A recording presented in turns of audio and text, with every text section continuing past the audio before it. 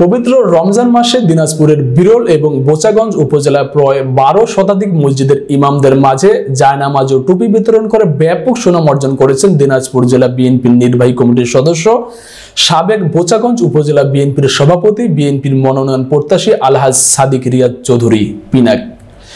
দেশ স্বাধীন হওয়ার পর প্রথমবারের মতো কোনো রাজনৈতিক নেতা তথা আলহাজ সাদিক রিয়াদ চৌধুরী পিনাক এভাবে ইমামদের সম্মানিত করায় দুই উপজেলার সম্মানিত ইমামগণ ছাড়াও সাধারণ মানুষের কাছ থেকে তিনি ব্যাপক সুনাম অর্জন করেছেন।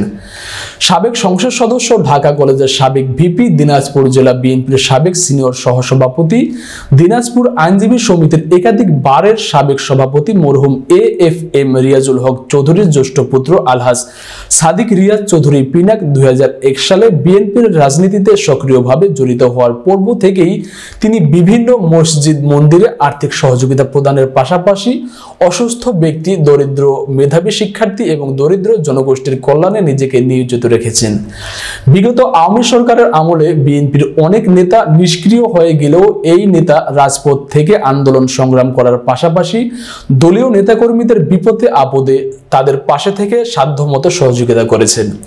তিনি বিরল বোচাগঞ্জের গণমানুষের নেতা হওয়ার পাশাপাশি একজন দলীয় কর্মী বান্ধব নেতাও বটে। বিরল বোচাগঞ্জে তিনি একজন সৎ দানবীর মানুষ হিসেবে পরিচিত।